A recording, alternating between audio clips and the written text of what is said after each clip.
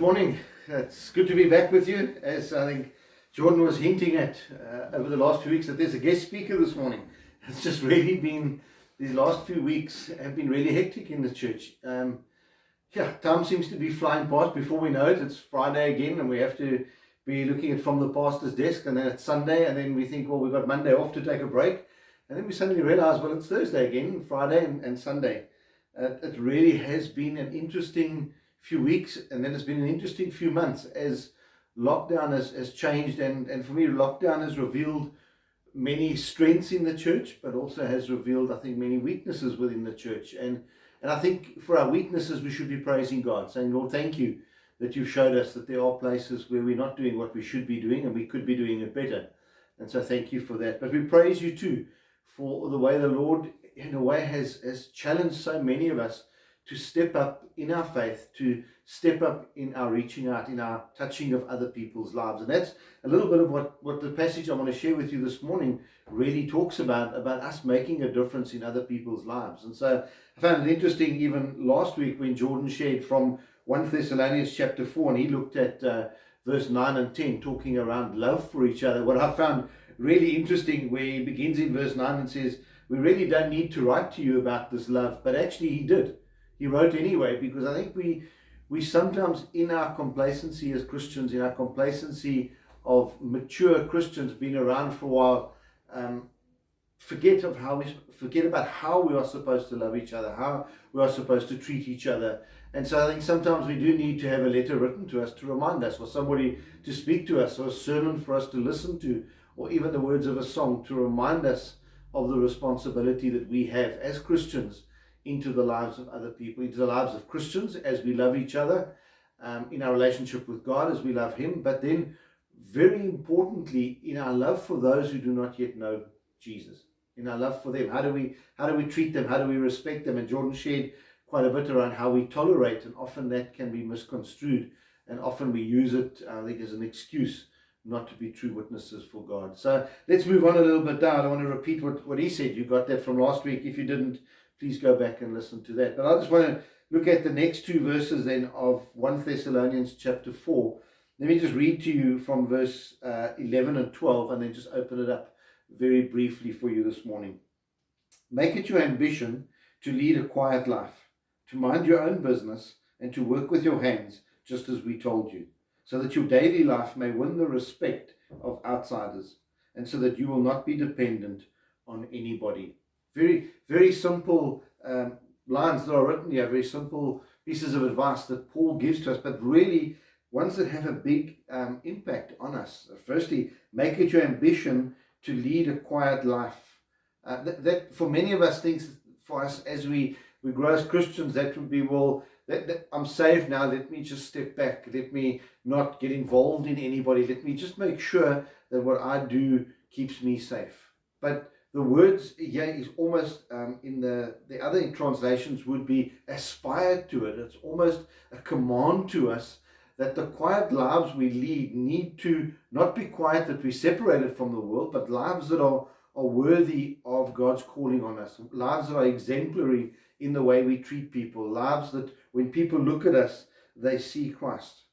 To mind our own business in how we live, and this I think would be one of my real bugbears, is that many of us don't get involved in outreach, don't get involved in the lives of others because we're minding our own business. I'm saved, and so, well, good luck to you, Charlie. If I'm saved, I don't know what, I'm not really worried about you, but we should be really involved in other lives. The problem is, and I think we pick up the answer when we jump forward a little bit, and I just want to jump forward for you into 2 Thessalonians chapter 3, to this verse where it says in 2 Thessalonians chapter 3, verse 11, we hear that some of you are idle. Now there's a very big difference between living an idle life and living a quiet life. For some people, they're plain outright lazy and don't want to be involved in anything. And when it comes to the spiritual outworking of our faith, being idle is really a bit of a problem. And so he says, we hear that some of you are idle. He's talking to the same church that he was writing to earlier on, that they are not busy, that they are busybodies. Such people we command and urge in the Lord Jesus Christ to settle down and to earn the bread that they eat. He was really admonishing these people to say, in the quietness of your life, don't become a problem, but also make sure that your life is an example. So living a quiet life is not an excuse not to do anything. Living a quiet life is not an excuse to say, well, I'll just go to church on Sunday, sit quietly in the back corner, and that is the extent of my faith. We need to live lives that are exemplary, to mind our own business. So, yeah, he says, mind your own business. In 2 Thessalonians, he says, quite a few of you are actually busybodies. And friends, sadly, when I look at the church, this is prevalent in the church today.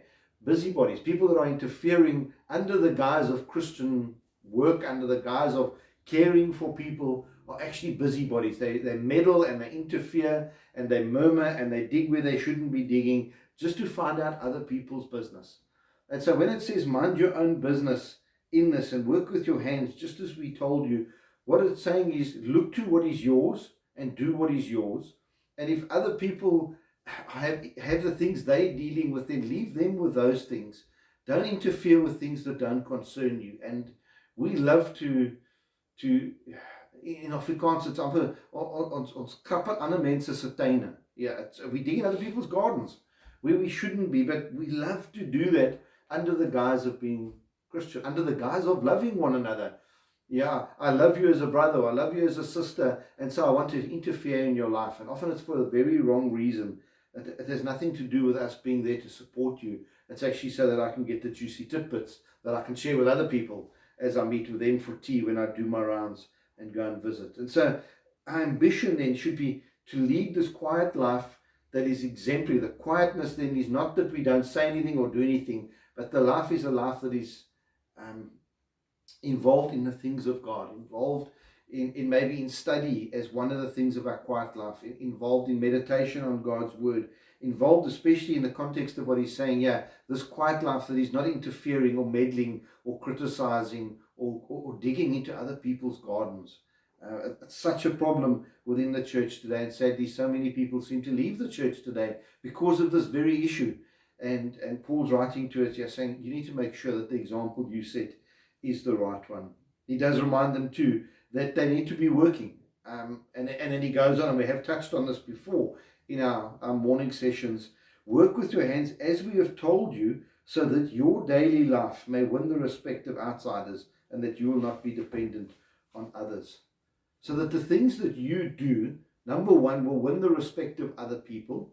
Sadly, the church has lost much of the respect that it has because of false teaching, because of our attitudes, because of the things we say, the things we do.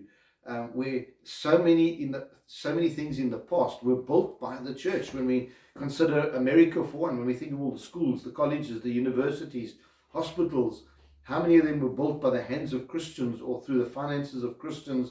That's all been lost because we seem to have lost our way in how we honor God and how we portray God. Let our daily lives win the respect of outsiders, the way we treat people, the way we love people, the way we work. If you work for somebody, if you're an employee, let me ask you, are you giving your boss the full wage that you get? Or are you milking the system?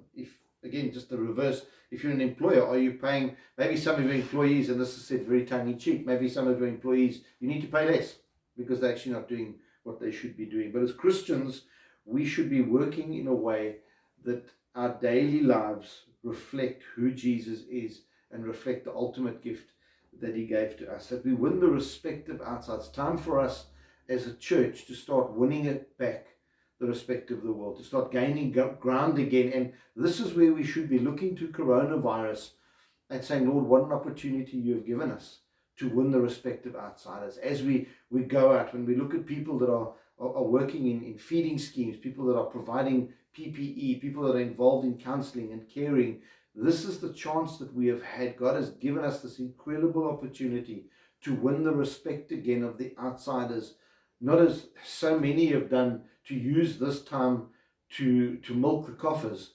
We should rather, as Christians, have taken this time to say, let's share the gospel, let's speak about Jesus, let's show Jesus practically in a way, by the work of our hands, by the meditation of our hearts and the thinking of our minds. Have we been a blessing or have we been a hindrance? Have we been hypocritical, or have we been realistic and authentic in what we have done?